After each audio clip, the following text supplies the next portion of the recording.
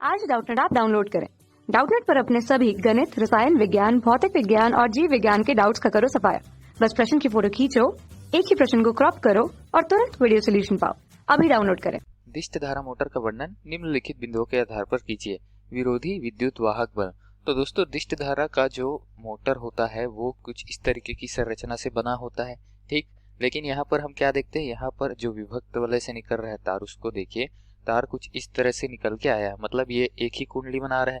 और हम क्या जानते हैं, मोटर एक कुंडली में नहीं चलता, मोटर के लिए बहुत सारी कुंडलियां रहती, ठीक है। तो इसमें एक कुंडली सिर्फ समझने के लिए बनाया, धारा की दिशा देखने के लिए बनाया गया है, ठीक है। कुंडली तो कुछ इस तरीके से होती है, जैसे कि आप यहाँ पर देख रहे हैं ना, तांबा का कुंडली है, कॉपर वायर, मतलब इस कलर की जो कुंडली है, ठीक है। तो यही कुंडली रहती है और ये जो सुनहरे रंग से जो धातु दिया हुआ है उस धातु पर लपटी हुई है, ठीक है, ये वाली धातु, ठीक है दोस्तों। तो ये कौन सी धातु है, ये इसको बोलते हैं हम कोर, ठीक है, क्रोड भी बोलते हैं हिंदी में। तो इसको बोलते हैं हम क्रोड, क्योंकि इसी के ऊपर लिपटी हुई यही आधार उसको प्रदान करता है, किसको, इस वाइंडिंग को। और वाइंडिंग को क्या बोलते हैं दोस्तों, कुंडली। तो यहाँ पर अनेकों कुंडलियां होती है, एक ही कुंडली नहीं होती, ठीक है। तो ये समझ लिए। अब हम समझते हैं विद्युत वाहक बल।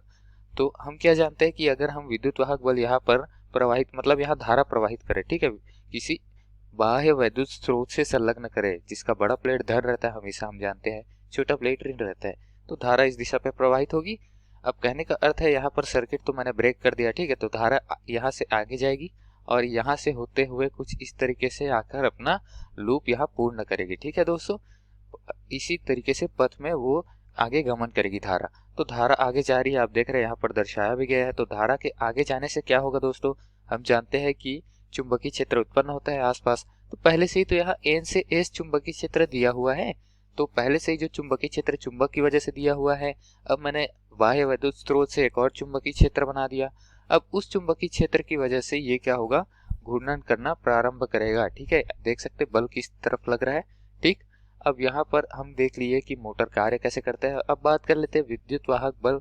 ये वाला तो देख लिए, बाह्य विद्युत वाहक बल। विरोधी विद्युत वाहक बल देखें तो दोस्तों, हम जानते हैं कि अगर हम बाह्य विद्युत वाहक बल ना दे, सिर्फ और सिर्फ यांत्रिक ऊर्जा दें, हम घुमाएं इसको, ठीक है, तो हमारे घुमाने से भी यहाँ पर हमको विद्युत ऊर्जा प्राप्त होगी। अब हम नहीं घुमा रहे, बाह्य विद्युत स्रोत ही घुमा रहा है, लेकिन घूम तो रहा है। और इसके घूमने से भी यहाँ पर जैसे हम घुमाते हैं तो यहाँ पर प्रेरित विद्युत वाहक बल होता है ना, वही प्रेरित विद्युत वाहक बल बैटरी स्वयं ही घुमाएगा और स्वयं ही उत्पन्न भी करेगा, लेकिन विपरीत दिशा पे उत्पन्न होगा, इसीलिए उसको विरोधी विद्युत वाहक बल कहते हैं। तो चलिए लिख लेते हैं, लिख के पढ़ेंगे तो ज्यादा अच्छे से समझ आएगा। क्या कह सकते हैं हम यहाँ पर कि दिष्ट धारा मोटर के जो आर्मेचर होते हैं, ठीक है, आर्मेचर कहाँ पर दिखता है दोस्तों, ये जो घूर्णन कर रहा होता है यही तो आर्मेचर है, मतलब ये पूरा जो चीज है, निकाय है, इसको हम आर्मेचर बोलते हैं। तो आर्मेचर के घूमने से क्या होता है, चुंबकीय क्षेत्र में जनित्र की तरह उसमें भी विद्युत वाहक बल प्रेरित हो जाता है, ठीक है।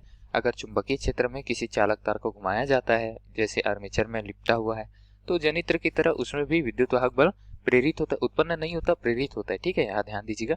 अब उसके पश्चात यह प्रेरित जो विद्युत वाहक बल होता है वो क्या कार्य करता है दोस्तों, कार्य तो नहीं करता, लेकिन ये प्रेरित विद्युत वाहक बल जो रहता है वो विपरीत दिशा में यहाँ पर लगता है, ठीक है। इसलिए इसे ही विरोधी विद्युत वाहक बल कहते हैं, क्योंकि ये विद्युत वाहक बल जो है बाह्य विद्युत वाहक बल में थोड़ा सा मान में परिवर्तन कर देता है, कमी कर देता है कहना चाहिए, या फिर विभव में थोड़ी कमी कर देता है, ठीक है। तो इस तरीके से यह विरोधी विद्युत वाहक बल यहाँ पर लगता है और इसको इसी तरीके से दिए गए प्रश्न के लिए समझ सकते हैं, ठीक है। तो यही दिए गए प्रश्न के लिए हमारा उत्तर था दोस्तों। धन्यवाद। कक्षा 6 से 12वीं से लेकर नीट, IIT, JEE वो एडवांस के लेवल तक 1 करोड़ से ज्यादा छात्रों का भरोसा। आज ही डाउनलोड करें डाउटनेट ऐप या व्हाट्सएप करें अपने सारे डाउट्स 8400 400 400 पर।